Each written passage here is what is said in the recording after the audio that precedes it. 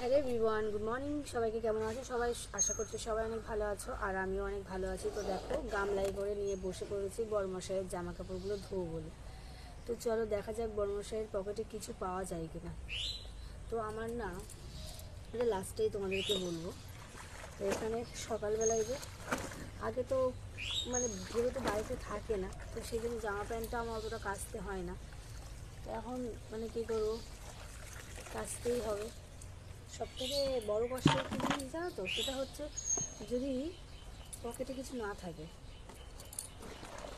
তো তোমরাও কি আগে দেখে নি, হ্যাঁ, তারপরে আশা করছি আমি পাবো না। কারণ বড়মশাইদেরকেই বলছি, মানে যাদের বর আর কি, মানে যারা আর কি, যাদের বউ তাদের বরদেরকে বলছি, মাঝে মাঝে না একটু এই পকেটের মধ্যে কিছু পয়সা রাখলে একটু ভালো হয়, মানে আমাদেরও কাচতে সুবিধা হয়। কারণ 10 টাকাও মনে হয় পাবো না, কারণ পার্সটাই তো ওখানে দেখলাম না, পেলাম না। এটা যে দেখি, মানে এটা যে কি মজা।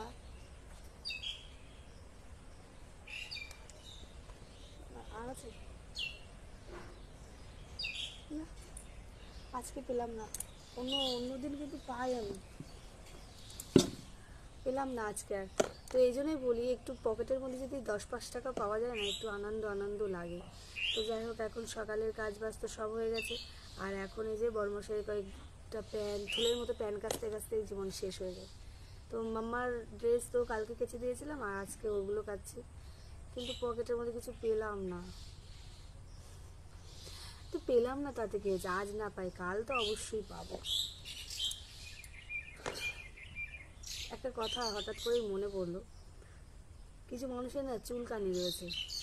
তুমি দেখবে, যখন শাশুড়ি বৌমা একসঙ্গে থাকবে, দেখবে সবাই আসবে, দেখবে শাশুড়ি বৌমার মধ্যে কিছু মিল আছে নাকি না নেই, সেটাও নিয়ে একটু পরিকল্পনা করবে। যখন দেখবে না ঠিক আছে, তখন কিন্তু ওদের একটু মানে কেমন একটা হয়।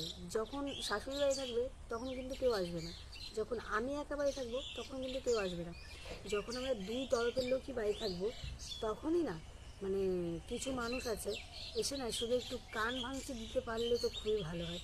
কিন্তু প্লিজ আমাকে কান ভাঙচি দিতে পারবে না, আমরা ঠিক যেমন আছি তেমনই থাকবো।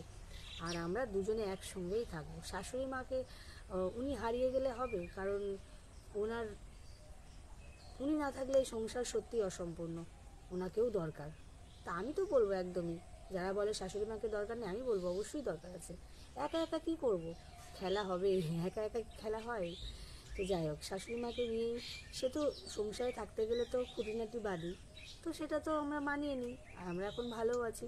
সেটা কিন্তু সহ্য হচ্ছে না, সেটাই তোমাদের কাছে বললাম। তো যাই হোক, বাড়ির বউরা কিন্তু আমি তো কারো কথা কানে নিই না।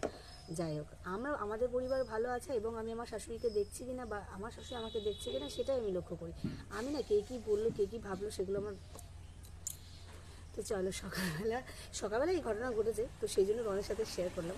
তো চলো, আর এগুলো কেচে নিই, তারপরে আবার রান্নাবান্না রয়েছে কিছু।